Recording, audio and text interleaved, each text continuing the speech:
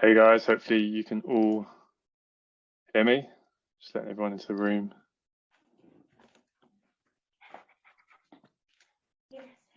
Hey guys, how's it going? Let's get you all in.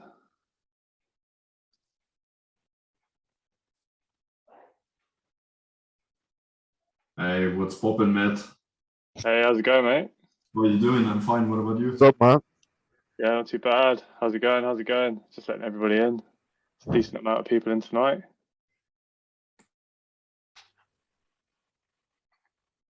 Should probably try and get rid of this waiting room thing for next time because it's going to be a pain in the ass. Having to keep letting everyone in manually, but Yeah, you can do that immediately. This, I think, where is it? There's an option in the settings tab. yeah, I think I've seen it before, but I think I'll have to do it before the meeting starts. I'm not sure if I can do it during, but it should be all right. I think you can do it now, but I don't see it because Okay. I'm not the host. It's like in the pop-up thing. Yeah. Yeah, I think. Just give it a couple more minutes just to let a few more people trickle in, and then we'll hop on the charts and try and nail this market structure once and for all. Yeah. How's everyone's week going so far? We're only one day in, but I totally milked the market today. yeah. I don't know what today was like the best day in a few months now. Or is that on euro dollar? Oh yeah. I got all my analysis right, but yeah, it's just basically I just want to nail market structure before I do anything else. Yeah, yeah. It's honestly so key to nail. Like, even if you have like experience with some of the other concepts like supply and demand and whatnot, I'm hesitant to go on a rant about market structure because I do it so much, and in the course you have to sit through probably listen to me rant about it. I don't want to rant about it too much here. I think you guys are all pretty much bought into the idea of how important it is. So, I mean, that's the whole reason why I joined the course, literally because you know, I think I messaged you, didn't I? On I sent a message on your YouTube saying like this is amazing, like you know the video, yeah, and then I joined the course. But just watching that, I literally made 4% in one. Like, but even then, I'm just like, nah, this can't be like this. I've just got to nail a little bit more. Like today on pound USD, that's my favorite pair. yeah. I literally like 1.3 pip stop from a sell at New York. Yeah. I took the trade, but and then after I'd done 20 pips or whatever, I closed it because I just thought I need to watch this session today and before I make my mind up about how I'm going to trade it. 0.3 pip on pound dollar is pretty impressive. That's high. Like I usually don't go below three on a pound dollar, but yeah. But I think I was just being very, very like I was just waiting for sweeps and for it not to break any more highs, and I was being very, very like systematic about it. But that was only because I've watched a little bit of the market structure, nothing else. Do you know what I mean? So yeah, I'm gonna wait. yeah. Now pound dollar's good. When you catch it and it goes, it just flies. So it's always a pair of being tempted back into trading. But yeah, just the last few months I've just kept it really simple. Just focus on euro dollar, and it's just made my life just a lot easier and more enjoyable really than trying to kind of split my focus between multiple pairs. But yeah, no, pound dollar is decent if you can nail it. Just have to be really on the ball with how much it likes to sweep liquidity, sweep highs, and come back to those extreme zones before it makes that real move.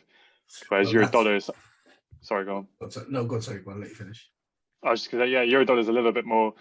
I don't want to say simple, but yeah, it's just it doesn't tend to liquidity is not as big as a role I find. It can react from what we call the decisional supply zones or demand zones where it doesn't pull back to the extreme. Whereas pound dollar, yeah, I just found when I traded it, you had to be a lot more patient and wait for price to come to those extreme moves before it would really give you the move that you want to catch. But yeah.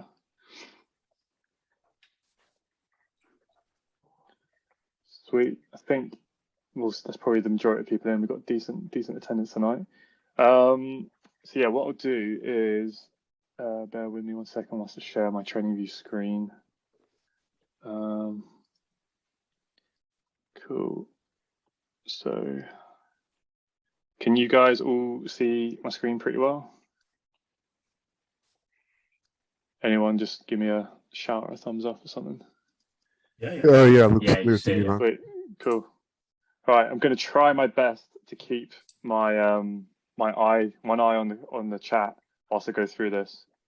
Obviously, for some of you guys that have your microphones, if you have any questions, come in. So yeah, unless some of you guys have already been in the Zoom meetup or watched the last one, kind of the format for these are very, very informal. The best way I found it is if you guys have any questions at any point, or I'm explaining something that doesn't feel clear enough, you need me to slow down or whatever, the best thing to do is actually just shout over me, interrupt me. Don't worry, it's not rude. It's just the easiest way to do this. So obviously, I want to make this, rather than kind of just a general Q&A like we usually do it, I want to make this kind of main focus on market structure. We might bring in a little bit of supply and demand and look at some entries and stuff towards the end, but I want to keep this very, very simple. And really just go over the stuff that we look at purely in the market structure module, but in just a lot more depth. Obviously spend all this time going through bar replay pretty much on walkthroughs, because I was having to think what would be the best way to kind of go through this other than what I've already done in the course. Like, you know, I was going to kind of do a bit of a not presentation, but kind of, you know, a few little mini lessons here. But I think the easiest way to kind of, instead of trying to jump through and try and find different examples, is we'll just do bar replay. We'll go back to a random bit in price action, and we'll just play it forward and literally map market structure the way that I do it in the course, the way that I do it in my own trading live time, and you can guys hear my thought process. And there will, I'm sure, be bits where price action comes up where it's a little bit confusing, it's a little bit messy, and I think that's where a lot of questions will come up, and that's where we can slowly work our way through that. One thing I was going to try before we hop into that is, can you guys, I don't know if it's possible on Zoom, somehow draw on the screen? Can you all just draw a random scribble? Yeah, we can. can. See if you can draw. We can, yeah. Yeah. Does everyone know how to do that?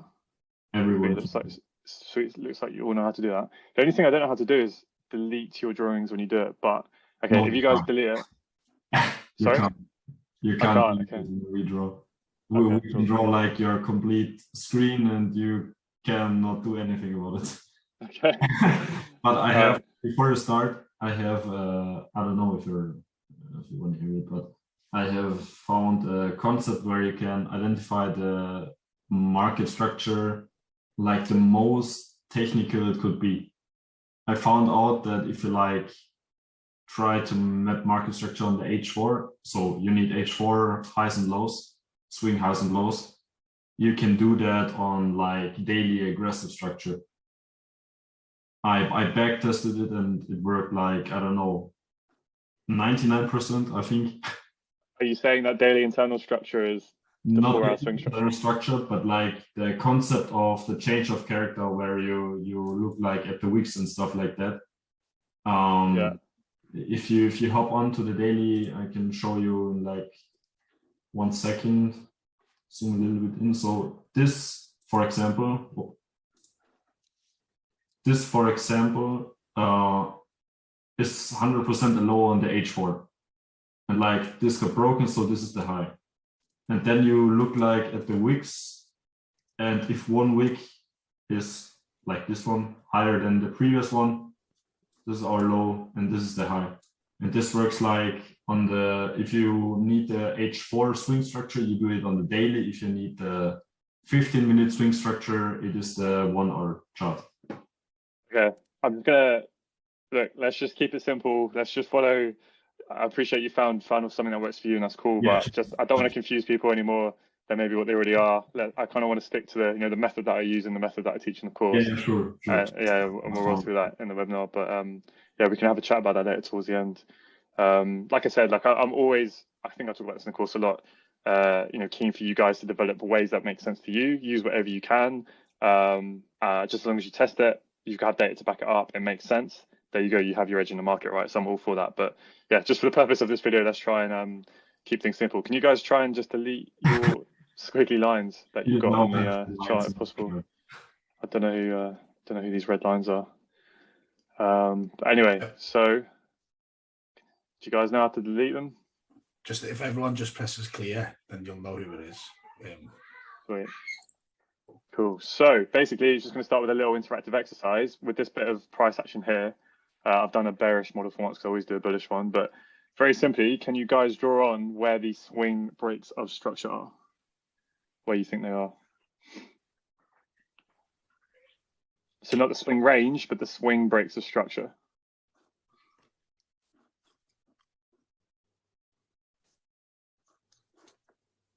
Okay, interesting. So the majority have you right. I guess, I mean, I tried to make it obvious that these big swings in price for me are the swing points, and these little moves are more of the internal structure. Okay, so if you guys delete your lines for a second, what I'll draw on is, which is where the two swing points for me are here, and then we have this bottom one here. Okay, so it would have been a little bit easier probably if I put on the highlighter tool just to show us where the actual true swing points in the market are. The way I was viewing it, but essentially we have that high and then down to this low. Okay, so this is our breaks of structure, right? We have a swing pullback.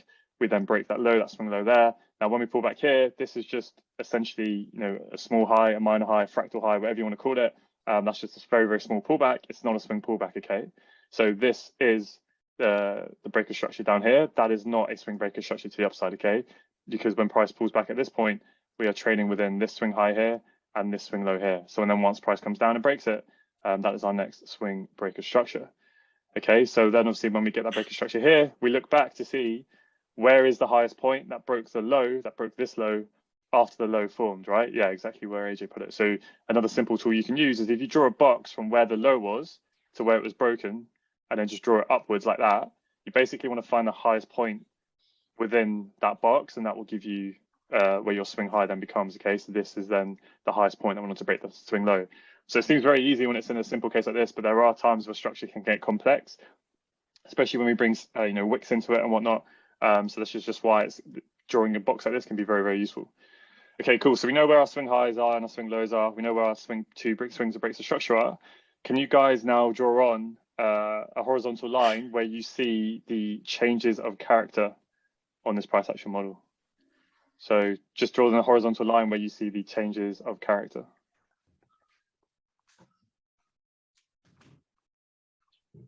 Yeah, you've all pretty much got that right. So I know some of you like to mark out the break of the high that then breaks the low. Yeah, if you guys can just delete your lines, that would be good. Which is cool if you do that. I just try to like keep it simple and I only mark where the actual change of character is. So for me, if I get the line, if you guys can try and delete your lines if possible, just to clear things up a little bit. I'll make this a dash line.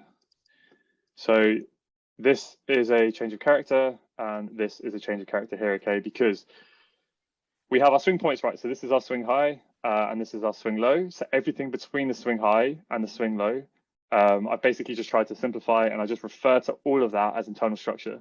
So any highs or lows, but that isn't a swing high or isn't a swing low, I just keep it simple again, and I just refer to it as internal structure. Some of you might be used to calling that minor structure, substructure, etc. That's all fine, it's relevant, but for the purpose of this, I'm just, again, keeping it really simple. Let's just refer to everything that's not a swing high or low is internal structure. So when we have these two swing points and price moves to the downside, and then we get a movement up and price takes out this small high here, that for me is a bullish change of character, because essentially it's the first time after this price take where we have a higher high form. So we have a minor lower low, a minor lower high, and then it continues up. Sorry, it continues down. And then when we get a break of that most recent internal high, that now becomes our bullish change of character. Okay. So then what continues to happen is this internal price action. So remember, everything between this swing high and this swing low is internal price action.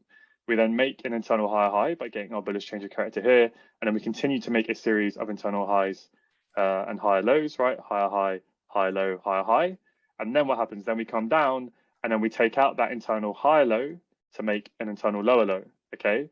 So that's why these two lines, get rid of these orange lines. This line here was the bullish change of character. I don't bother drawing on anything else because it stays bullish. The internal price action stays bullish, right? Within our bearish swing range. So the swing trend is bearish the entire time. But once we get that bullish change of character here, the internal price action switches bullish to facilitate that pullback, that swing pullback. okay, then I don't bother really marking on anything else until what? Until we get a bearish change of character, which is when that internal higher low gets taken out to form a lower low, okay? So at this point, when we get our bearish change of character, the internal structure has now aligned with the overall swing structure, okay? Because the internal structure has to switch bullish for the price to pull back. And then once we get a bearish change of character, now the internal structure has now aligned with the overall swing structure, okay? So in theory, that gives us a good signal that this pullback is now over and we are now ready to come down and target this weak low, okay? The weak swing low. Why is this a weak swing low? It's a weak low because we start to anticipate at that point that it has failed to do its job because it's failed to take out the high, okay? So once we get that bearish change of character, it gives us a signal, not a guarantee, that the pullback is now finished and we're now ready to go on and target that weak swing low, okay? So one thing I want to try and make very, very clear is that change of character, it's just one tiny piece of confluence that we use amongst everything else within the concept supply and demand, premium and discount, liquidity concepts, etc. But it's one of the first things we look at just because we're trying to nail structure, right? We're trying to nail where our swing points and then how to basically anticipate when those swing pullbacks may be finished and when the next swing run may be starting by looking at when the internal structure realigns itself with the overall swing structure, okay? So obviously in these perfect utopian examples that we look at when we look at the theory, it seems quite simple because, okay, price moves to the downside, we get a break of structure. What do we expect after break of structure? We expect a pullback. How can we anticipate that pullback?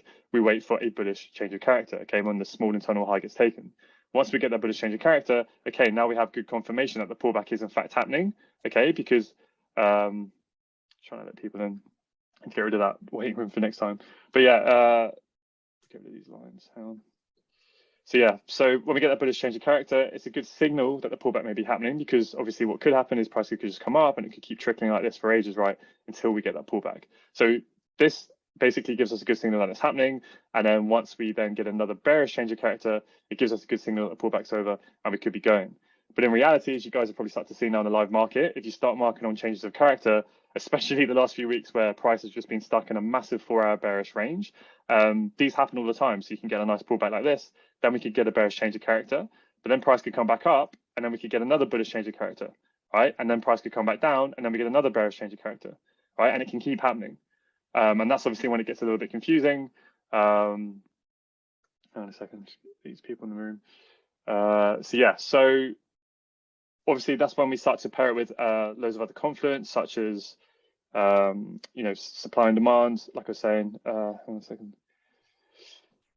This waiting room is doing my nutting. I should have sorted this out before we got there. But yeah, we'll hop on the charts now and we'll kind of go through some examples, and you can see really how we do this. But the one thing I want to drive home, because I know a lot of you probably understand now how to mark this on your charts, but then when you're applying it to the live charts, you're going, well, hang on, we've now had our bearish change of character, the internal structures aligned. Why aren't we going for the low? Why are we still chopping around? And it's just one very loose bit of confluence that only really becomes powerful when we pair it with everything else.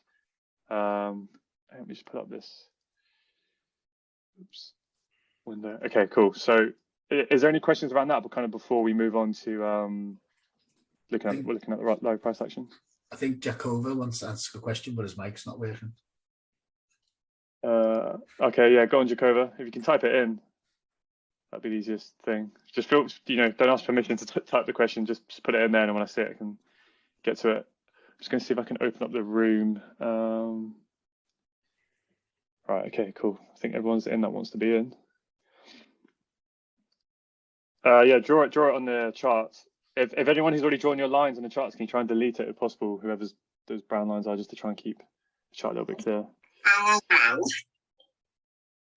Ooh. To be fair, like, I'm not even that bothered about the fight.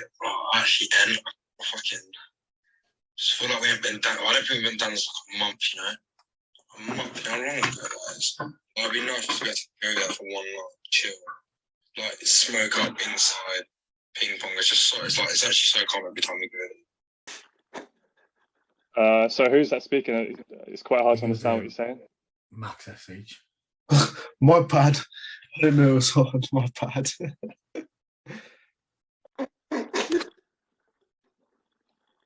Just mute yourself if you haven't got a question, please. Okay, Jacoby, yeah, you're drawing this. Why that red line is not a valid chunk. Okay, so this is a good question. Something that has come up quite a bit. So essentially, because you've drawn price action like this, right? This movement here, I'm going to draw now, that it's a straight movement down. Okay, so in your drawing, there's no high there, right? It's just one straight clean push. So even though this could be your swing high and this is your swing low, there's no, if there was a little line down here like this, then when price moves back up, right, we would have that bullish change of character. But because this is a straight push down and there's no high there, what that means is then both your swing high and your swing low are also your internal high and your internal low. Okay. Is that we did small pause and you had got it. Yeah. So basically, because it's a straight push, when this price pulls back, technically it hasn't actually, this is what some people call substructure. I don't want to get too bogged down on this, but essentially it's because it hasn't broken anything on the way up. So both the swing structure and the internal structure are both bearish at this point. Now that said, okay, that doesn't mean that you can't understand and read what's going on here, because let's say, right, the price has come into a nice supply zone up here, right? Now, you might still, for whatever reason, might not want to just get short here, and you might want to wait for structure to shift in your favor and show a bit more bearish price action, and that's fine. You could wait for a move like this and wait for that low to go there. It's just for the kind of the purposes of the question you're asking me. Technically, it isn't a change of character, because for there to be a change of character, price would have to break this orange line at this point, because that is the active internal high and the inactive internal low, which, kind of based on your diagram is in the same place. So basically, in your case, the bullish change of character is the start of an internal uptrend, which then the bearish change of character changes to a downtrend. Yeah, essentially. But hopefully you can understand why I'm just saying, technically this isn't the change of character, because it's just yeah, exactly. So without that first bullish change of character you had that we contained with the internal low and high. Yeah. So to kind of draw an example beside you, I appreciate this is kind of getting a little bit messy now. If I maybe move this out of the way. It'd be really good if whoever drew these lines could delete them. I'm not sure how to figure out how to do that yet, but essentially, I think I drew this in the questions channel in the Discord if you didn't get to see it. But if you have a similar price action to yours, but then there's a little low like this, right? If price then comes up and then gives us, then we have that bullish change of character. Okay, so when price comes up here and then comes down, all right, I'm going to delete this over here because this is. Is there a way? Does anyone know how I can delete these drawings? If everyone Matt, if you click there we on go. view I figured option, out. if you click on view options at the top, click on annotate, and there'll be an option saying clear all drawings. I've got it. Cheers, mate. Thank you. Sorry, it's the first time I've done this with Zoom, so I'm just feel like an 8-year-old grandma trying to figure it all out. But there we go. Okay, cool. So, right, cool. So let me just do this once before, and then we'll hop on the price action. So essentially, the thing you were looking at, right, was a movement like this, and then we come back up, and then you're basically saying why this break here isn't a change of character. And for the purposes of the way we're looking at things, it isn't, simply because price is trading within this low and this high. Because this was a straight push, when price pulls back, it hasn't broken anything structure. It hasn't broken any structure. There is no structure in this leg for price to break. Okay, so this could be your swing high and this could be your swing low, but it would also be your internal high and your internal low. Okay, now when price comes up here, and then it breaks this low, it's still significant, right? You can still view it as useful information, like I was trying to say earlier, because price could have come up into the supply zone for whatever reason. Maybe you weren't sure, you want to wait for a little bit more confirmation. You can still wait for this low to go. It's just technically not the change of character in the way that we're looking at it. Okay, so I'm trying to think of what a better name would be for this. Maybe you want to call it a substructured chalk and internal with internal chalk. You see it with all these definitions, it just gets a bit, icky. But yeah, hopefully that makes sense. Whereas if you had something like this, but pretty much the exact same thing, but on the way down there was just a tiny piece of structure like that. Now when price comes back up and comes into here, and then we get the break of structure, right? Because we had that bullish change of character here, that now means our active internal high and low is here, right? Then we get another break, so now our active internal high and low is here. But obviously we get another break, so now our active internal high and low is here, and then price moves down, and this line here is then our change of character. But it's all because it broke something on the way up. So the internal structure at this point here switched bullish, right? Because there was a lower high for it to take out to then form that internal higher high. But at this point, when price pulls back up, the internal structure is still bearish because it doesn't break any highs, right? This is the active internal lower high. This is the internal active lower low. God, all these words are just getting ridiculous now. But yeah, hopefully you guys can see why that isn't, truly a change of character, but you can still use this as information, okay? It's just not, the true internal chalk, whatever you want to call it, right? It just gets a bit silly now. But would you use substructure breaks as hints of changes in such a situation when chalk would be on the same level as boss? Yeah, exactly. So it's technically not a chalk like I was saying, but you can still use this as information, right? It's still useful because it's still a form of a break of structure. It's just not, whilst I'm trying to teach you guys where the change of character is, it's technically not where the change of character is, okay? And the reason why that is because let's say, right, price, I'm trying to think of an example. Price is, all right, moving to the upside, okay? And then we come into, let's say this is the most amazing supply zone ever, but you want to wait for a change of character, right? Price pulls back and it comes up like this, and then we get a break of this low, okay? All right, so then imagine this is like the strongest supply zone in the world. We love it when we want to get short. We see price has popped down and like come into the supply zone here. Now, if we have this here, right? And then I draw another example.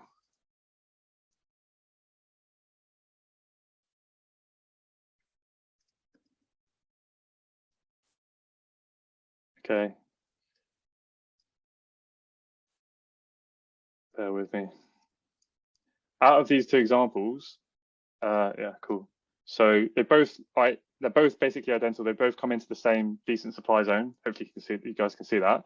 Which one of these, left or right, do you think is going to have the highest probability of playing out if you were to short from these supply zones here, right? Would it be the first one or would it be the second one? Would you prefer to short from? You guys either want to shout out or just draw on would be the easiest. Right. Yeah.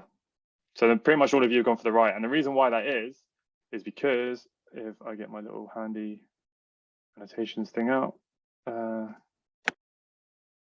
cool, is because, hopefully you guys can see us now, is because we've had a change of character first, right? Because we actually broke some structure.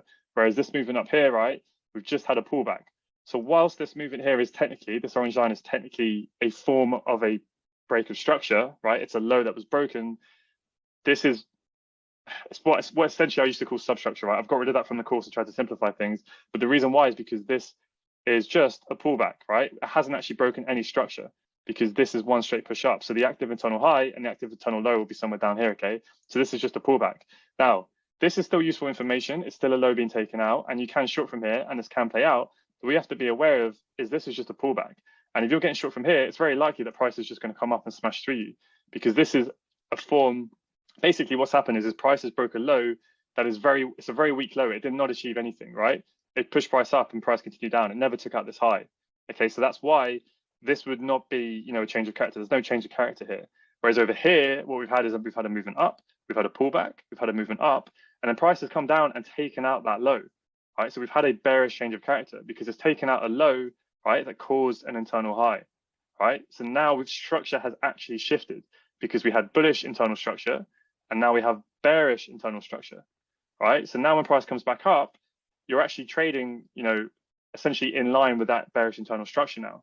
And this is a lot more significant. So this is why this becomes, you want to see that true change of character, whereas, technically, this is not good basically. So that's why a lot of times I'm seeing people, essentially have that exact example where prices come up into a supply zone, it's pulled back a little bit, and then they see a break of that low here, and then they want to get short right on this high here, but there has been no change of character, and then they get smashed like that, and then price goes up higher, right? That's essentially where we get that liquidity sweep, right? Because we sweep these highs here, we get deeper mitigation, then price comes down and takes out the low that had caused the high. Okay, so now, right, this is a significant low because it actually caused a high.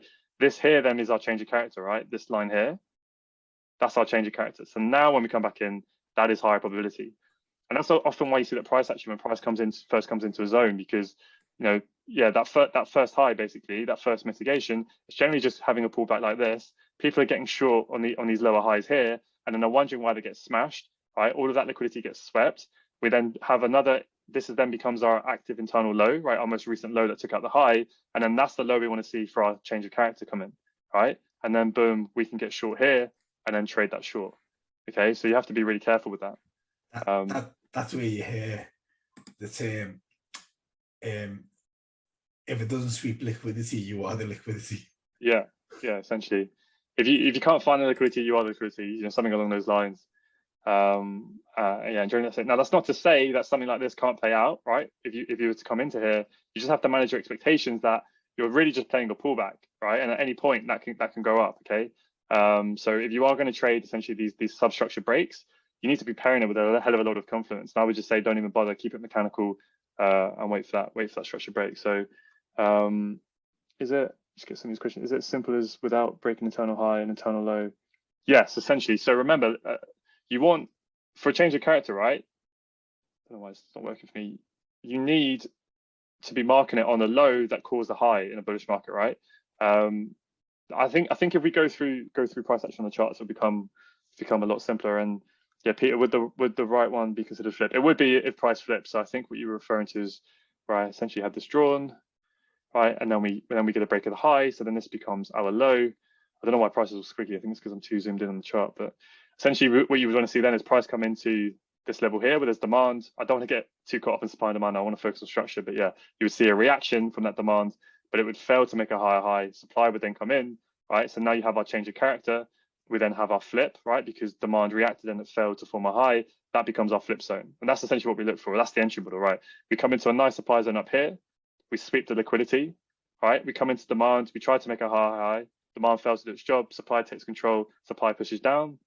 And structure has shifted in our favor because now that internal structure, all the swing structure has switched bearish. So boom, change of character tells us when we can enter because we've waited for it to shift in our favor. The flip shows us where we can enter the right. So we enter on the flip rather than it's necessarily going to come up to the extreme, okay?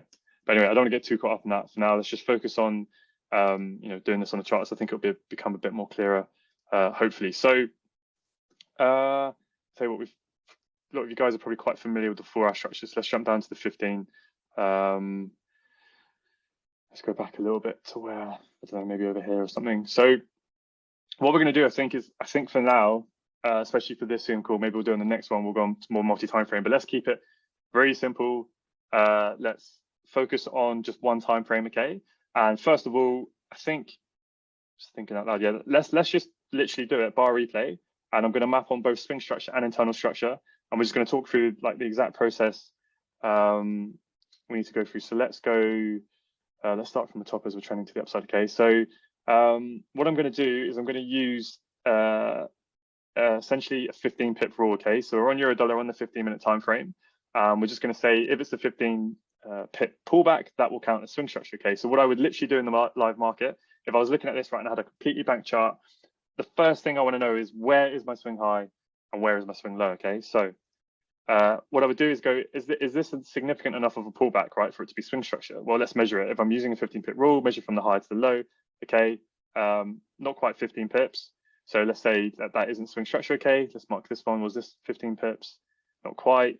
This one should definitely be 15 pips, okay? So that's our swing structure, right?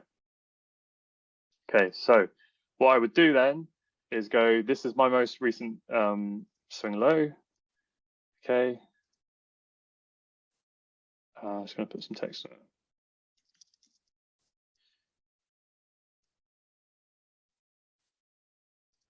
Cool, and then just want to make sure we've definitely got this all in the right place.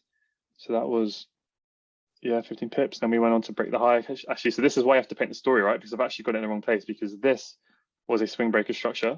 And if we look back from that high, where is the lowest point that broke the high? It's not here, right? So this is where you can use that box tool. Yeah, exactly. So if you draw it from the high to where the high was broken, and then you draw it straight down, can you tell whoever that is? Who's that? Can you mute your mic, please, if you're not answering questions? I can't see who that is. It's either Matt, if you could mute him. Cool. Cheers. Sweet. So yeah, so within this box, this would be the lowest point, okay? So that's actually the swing low once the high goes, okay? So that at that moment is our active internal low, right? Let's draw on highlighter tool so we can make it nice and obvious. All right. Okay, so now we have a break of structure. At that point, let's bring it back to there so we can talk through it, right? So as soon as we get a break of structure, we look back and go, okay, that was our lowest point, okay? So this becomes our active internal swing low. Now we've had a break and close above. So what do we expect after break of structure? We expect a pullback on that time frame. So what are we going to wait for to potentially give us a signal that that pullback is starting? We can wait for a bearish change of character. So at this exact point, the low that I need to see go for there to be a bearish change of character is the most recent low. Yeah, exactly that low there. Okay. So let's put, I'll tell you what, we'll put a little line on there, and this can become our. What I'm going to do is instead of marking up the internal high and low with a line like this, I'm just going to put the like a change of character line there. Okay. Because this is the way that I do it in a live market. I would know where my swing low is and my swing high is, but I would use a dotted line for basically knowing which lower high I need to see be broken with a wick to tell me that internal structure is shifting. Okay. So at this moment, the swing structure is bullish. Okay. We've just made a higher high. We've closed above the swing high. The internal structure is also bullish. Okay. We've had a straight push up. All of these candles went on to break the prior candle's high. So this is all part of the up move. Okay. So at this point, I would need to see this low get wicked for there to be a bearish change of character. And I would need to see price close below the swing low. Yeah, sure, Jakova, go on. You can type it quickly. So I'm just going to play forward a little bit whilst you ask that question. Okay, go on. So from the swing high to the swing low.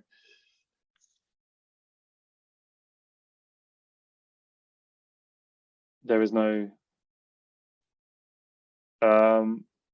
In the previous price action, yeah, there is. So yeah, if you just wait, right, wait for me to play price forward, and we'll just go from this point onwards, and you'll get it, right? Don't worry about the previous price action. As long as we know where our swing high and our swing low was, and we know where our active internal low is, which is here, we can play it forward from here. Okay, so cool. Okay, so price is pulling back. Nothing to do. Okay, now price is taking a high, right? So what we do is we'll measure this pullback here and go, was this 15 pips? No, it wasn't quite 15 pips. Okay, so that is not a swing pullback for me, which means the swing low stays where it is. However, we have pulled back, right? This candle here, right? It failed to break the prior candle's high. So as soon as we get that pullback, I now know that this is essentially my internal high, right? We pull back and then we've taken the high. So now what I'm going to do is I'm going to move my change of character line up to this low here, okay? Because that becomes my most recent active internal low, right? So let's play it forward again. Oops. I don't know why that happened, but yeah. Okay, cool. So price continues up. Now, all of these candles break the prior candle's high. Then this candle here fails to break the prior candle's high. So now we are having that internal pullback, okay? So price falls back. Let's measure it. It's not 15 pips yet. No, so still don't have a swing pullback yet, okay? I would need to see this low go. This low would need to be wicked for there to be a change of character. Still not 15 pips, okay? So it's not quite swing structure for me. Prices stay bullish, the swing structure stay bullish, but we have not yet had a bearish change of character. Have we taken this high yet? Now we've taken this high, okay? So now we've taken this high. This wasn't 15 pips, so it's not swing structure, okay? It's just internal structure. We've now made an internal higher high. So our most recent internal low is this low here, okay? Because all of these candles from this point onwards, they all break the prior candle's high. So that's all part of the up move, okay? All of those candles break the prior candle's high. This candle fails to break the prior candle's high. So this is why this is the most recent low, okay? And this becomes that there, right? All of these break the prior candle's high, right? I think that one does a high of that candle. If you look at the top left, 68.0, 68.1. So this candle trades 1 micro pip higher than this one, okay? So that's all part of the up move, right? Okay, price pulls back. So this candle fails to take this candle's high, which means we're getting an internal pullback. Okay, then it wicks that high. Definitely wasn't 15 pips, so it's not swing structure. So now again, we move the change of character line up here. So imagine, right? I know we're only looking at structure, but this whole time, if for whatever reason you were looking to trade this short, but in your plan, it says I'm waiting for that M15 bearish change of character. This is which way you're just sitting on your hands. You might have all of these supply zones, right, that you've looked at and found on the left that might look really great. They might look like flips. They may have broken structure. They may be sweep zones, all of that fancy stuff, right? But until we get that bearish change of character, if this is in your plan, right, if you're waiting for an M15 change of character, this whole time you're just sitting. You can see the price is probably reacting to supply zones, right? And it's pulled back, but we're going to wait for that 15-minute change of character.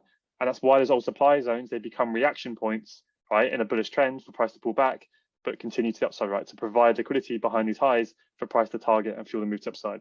I'm getting a little bit ahead of myself here, but I'm just trying to kind of make some of you understand, if you're not sure why, as to why we're so pedantic about understanding this and why it becomes useful later on, right? So at this point, we're still waiting for this M15 bearish change of character. None of these pullbacks here were 15 pips or more. So none of this is swing structure. These are all minor internal pullbacks. Okay, our swing low still remains down here at this point. Swing structure is still bullish, the internal structure is still bullish, okay? So that's an inside bar because it has a white body, right, with the indicator that I use, which means we have now had an internal pullback and we continue to the upside, right? So that means now my active internal low has to move up. It moves to the most recent low that caused the break of that internal high. Okay, so this would be my change of character. Okay, now we pull back, and now we've wicked it. Okay, so that for me is a bearish change of character. All I need to see for a truck is a wick break, right? So now this gives us our first tiny potential signal that we may be getting a swing pullback. Okay, so it's a signal that the pullback may be starting, but it does not confirm that the pullback has yet happened, and it does not tell us that this is a swing high. Okay, in a bullish market, for me to know where my swing high is on Eurodollar on the 15-minute chart, I personally need to see a 15 pip pullback or more. Okay, so until price from this point onwards, right, if price continues to pull back, right, 15 pips to here, once that happens, I will then get my fancy highlighter tool, right, and I will mark that out as my swing high, but only once price has pulled back 15 pips. Okay, all this here has told me is that this is the first time, right, since this low, this is the first time with all of this price action that the internal structure has now switched bearish, because it's the first time that after a series of internal higher highs and higher lows, the internal price action has made that lower low. Okay, so this on its own that we just looked at, it's a very weak signal. It's just one little thing that we're looking at, and we would want to pair this with a hell of a lot more confidence before we would actually think about getting short and trying to anticipate that this pullback is going to happen. Okay, you know, you want to find a really good supply zone that's coming in.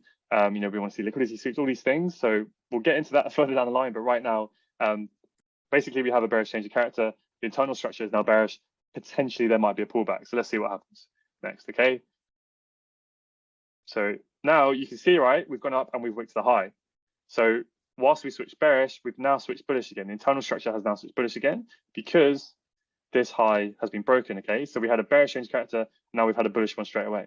And this is why it's such a weak signal, and why you have to pair it with a lot more things. Okay, now obviously this is the 15-minute chart as well, and the time that this is at is coming into the daily close. Very often you'll see quite choppy small price movements, and this is where you get a lot of change of characters anyway. But let's not worry about that too much. Let's just continue to map structure just so we can understand how to do it. Okay, so now what's happened, right, with this one candle, and this is where it can get a little bit tricky where price action is quite small, is we had that bearish change of character. At that point, right, our most recent internal high was this high here, because all of these candles broke the prior candle's low. So that's all part of the down move. Okay, so that's why that was a bearish change of character.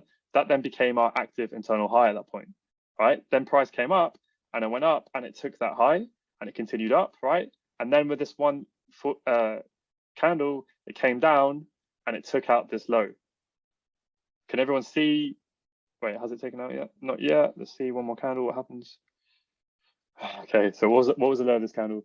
18723. What's the low of that one? 18723. Okay, so they've actually traded exactly the same price level. So what that means is there actually hasn't been a change of character yet. It hasn't taken out the low. I need to see that low breached by at least one micro pip or pipette, whatever you want to call it. Okay, so hopefully everyone can, you know, shout over if you don't quite understand what's happened here. But essentially that was our low, right? Price took out the low. We look back, where was our high? Our internal high was there. Okay, price then comes up and it wicks that high, so then we get a bullish change of character. If we look back, this was the last candle here, right, to fail to break the prior candle's high. So this becomes our active internal low here. So we draw a line across. Now this candle here trades as low as it, but it does not breach it. Okay, so we don't get a bearish change of character. The internal structure is still bullish at this point. Okay, hopefully that makes sense. Hopefully everyone's with me. Now let's see what happens. Just trading sideways in between that candle. Okay, and now we continue the up move, right? So we've taken this high and we've stayed bullish. The only reason why I'm not going to draw on a line there is because I'm only drawing it on for the changes of character. So I'm only drawing it on when bullish internal structure switches to bearish structure, or when bearish structure switches to bullish structure. Because at this point here, where this last dashed line was, we switched bullish, we haven't switched bearish since then. So I'm not going to draw on another bullish break. Okay, but what I will do is I'll put the line on where the most recent active internal low is exactly, so I can see where that bearish change of character is going to happen. Okay, so when we look back, where's the most recent internal low? It's this inside bar here. Okay, because that was the last candle to fail to break the prior candle's high, right? So that becomes our active internal low there. Just double check that the low is 18734, and so is that one's the same. So it traded at the same level. So that is our most recent low that went to break the high. Okay, so when it gets very choppy like this, it can be a little bit confusing, but yeah, hopefully that makes sense. All of these candles have continued to break the prior candle's high. So this is all part of the up move. This is an inside bar, it's a white candle. It failed to break the candle's high, so we're now pulling back. Let's see what happens. Okay, now we continue that up move. See that next candle, it breaks the high. So because that high broke, that means this becomes a low, because this low caused the high, right? Price went on to continue to break that high. Okay, so this becomes our most active internal low. But remember, this entire time, we have not yet had a 15-pip pullback. So this is still our swing low, and this is all part of one swing movement to the upside. We did have a bit of a bearish change of character here, right, where price dropped around a bit, but then it switched bullish straight away and it continued the up move. So you can see we got a full signal there for the swing pullback. So this price action and no higher high swing. Yeah, so essentially this is forming the higher high, but we don't know where. I'm not going to essentially mark out where my swing high is, because, you know, at this point here, if I had marked out this as my swing high, right, this circle here, I could have gone, yeah, that's my swing high. Well, excuse me, if I mark that as my swing high, well, then that means that now we've had a break of structure, right? So if we've had a swing break of structure, then this would become my swing low, which then means if price had to come down and broken that low, if that had happened, that would have meant that we're bearish. But we're not bearish yet, because this was not a swing pullback, because it wasn't a big enough pullback for me to consider swing structure. And that's why I have that 15-pip rule. And that's why it's so important that you don't mark out where your high is until price moves as far back as whatever it says in your plan, okay? And that's why I have to keep it as mechanical as that, because hopefully that again makes sense. If you had to call that your swing high, right, and then price moved up, well, then that would have to be a swing break of structure. So then if price comes down and then takes like a swing low, you would think you're bearish, when actually you're not, and you could probably take a lot of losses if you're doing that. And that's why I want to see that significant size of a pullback for it to be, okay? So I hope that makes sense. All of this is a high, but we don't know where that is yet until we get that significant pullback, okay? Right, so continue the up move. Let's see what happens next. Okay, now we have a bearish change of character. So potentially now that is a signal that we're pulling back. Let's see what happens. Okay, but we haven't. We've continued to the upside. So hopefully you can see, right, how aggressive change of character is when you don't pair it with all of the right confluences. This is why I don't mark on every single change of character, because you'll be doing this all day, and price will be chopping and changing everywhere. So this is why you need to pair it with multi-time frame analysis when you're waiting for price to come into your supply zone. You know, when you're using session timing, because obviously this is a 15-minute time frame, it's going to get quite choppy around the Asian session and the daily market close, whereas I'm going to be paying attention to it during the London session and the New York session, okay? So as we're going through this, don't be sitting here thinking, you know, why do we bother with change of character when it's giving us all these false signals? The point of this exercise here is not for us to try and get really accurate with timing, calling those swing movements. It's just, this is literally just the exercise so you guys understand how to correctly map change of character and how to map your internal highs and lows and how to map your swing structure. Okay, I just want to make that clear, because if you're thinking, you know, this doesn't work very well, it's because you have to time it with everything else. But to know when to use it, first you need to understand how to use it. Okay, hopefully that makes sense. All right, so we had that bearish change. We had that bearish change of character, okay? It was short-lived. We continued to go on and take that high. Yeah, K-Man, you keep stealing my thunder here, mate, and taking it before me. But yeah, this essentially is our most recent internal low at this point, okay? Because it's the last candle that failed to break the prior candle's high. So this is where you have to really pay attention to inside bars. And I recommend you have the inside bar indicator on if you don't already, okay? Because what happens is price pulls back here, right? It goes up with this candle here. And then this inside bar fails to break this candle's high. So that means that we have an internal pullback, right? And then price goes up. So when we get a break of this high and we look back to see where is our current active low, it's this low here, because this was the last candle to fail to break that candle's high, okay? why you take inside bar low? Because it's the last candle that failed to break the candle's high. Okay, so with chalk, I always take the nearest low that caused the high, whereas with swing structure, I would take the lowest low. Okay, but with internal structure, I want to be really aggressive because I'm using it as an aggressive tool to give me that first signal that structure is shifting in my favor, right? So that's why I personally use the nearest low to the high. The reason why the inside bar is the nearest low at this point is because look at what happened, right? Price moved up. Then essentially because this candle failed to break this prior candle's high, it's not part of the up move. Price then pulls back on essentially on a lower time frame, you would see price pull back and then price goes up. So when we get a break of this high here, this is my most recent internal low. Okay, so that's why inside bars are very, very useful, at least the way I use it. Okay. So at this point, internal structure is bullish. I would need to see this low go for the internal structure to switch bearish. Let's see, that looks like it doesn't low lower. So that's 80804 and that is 804. Yeah, so it trades the same price. So that's not a break. Okay, boom, now we have it. So now that is our bearish change of character. Okay.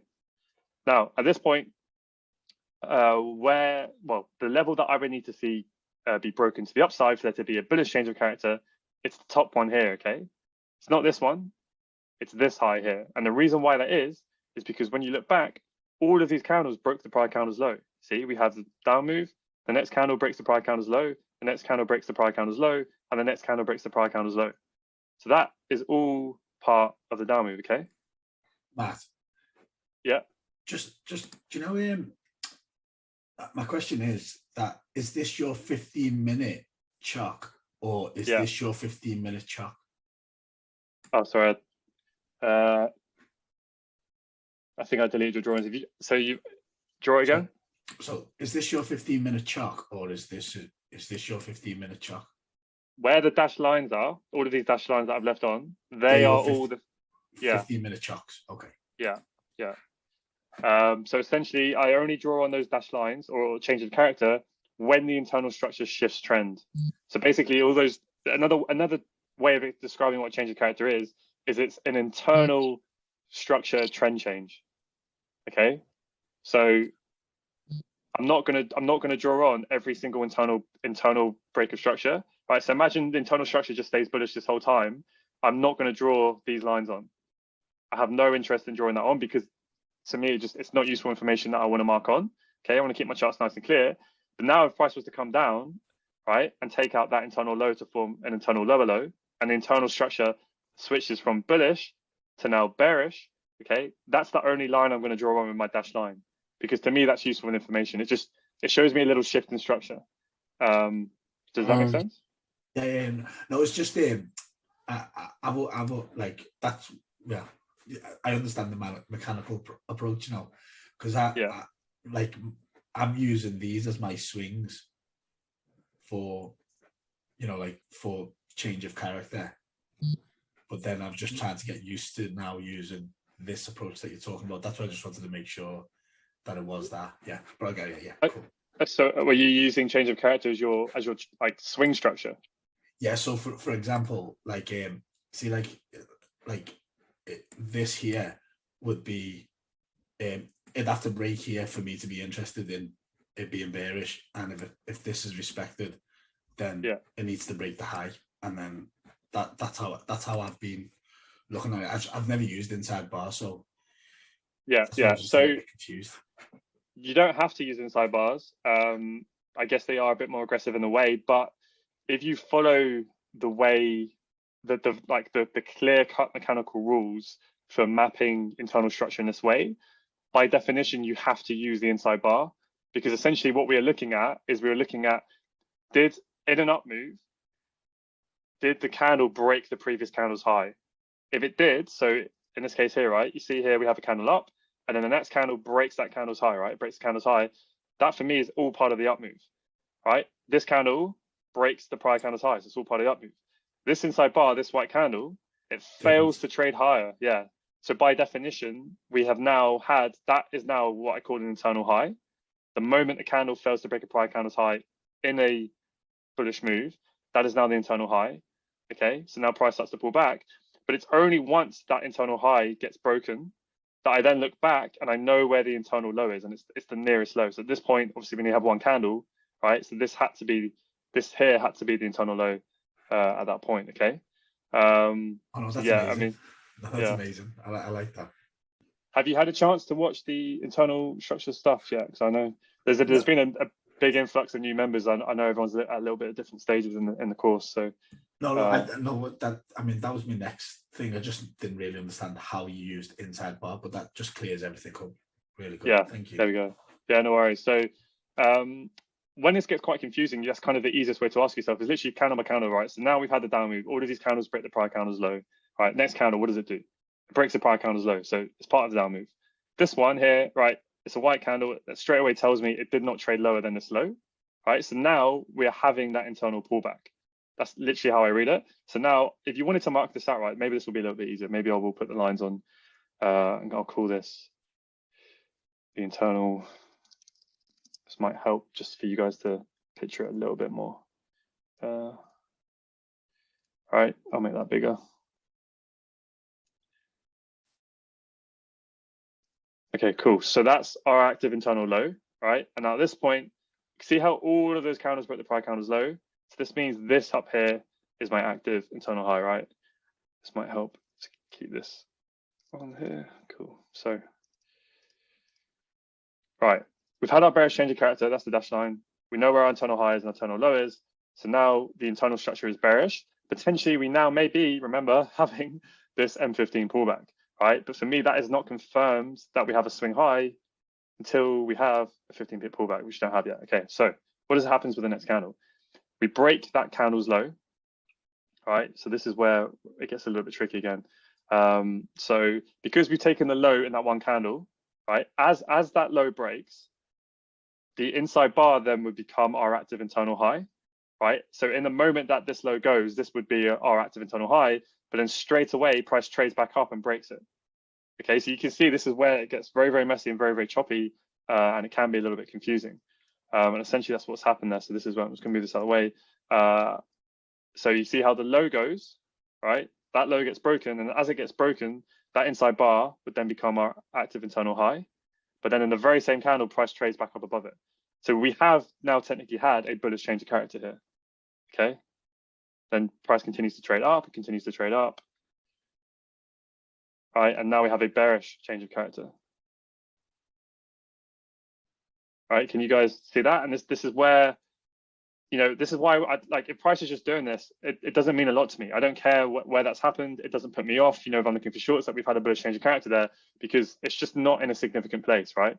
I know I keep saying this, so I was really want to drive the point home of you'll see later where we apply this and where it matters. But for this exercise, just really understand it's just knowing. I'm just trying to teach you guys basically how to map it correctly. We'll come to where it's useful to use it later, okay? So we took that low, which then means this was a high. We then took the high, price traded up, and then it pulled back, and then we came down and took the low, okay? So at this point, my active internal low is here. Yeah, and my active internal high is there, okay? So we switched bullish for all of 3 or 4 candles, and now the internal structure has switched bearish again, okay? And now we continue down, right? Because the trades past the prior candle's low. Then we continue movement down, right? And now we move up. So for there to be a bullish change of character, I need to see this high go, right? And now we get that. So now we have a bullish change of character. That becomes our high, and that becomes our bullish change of character.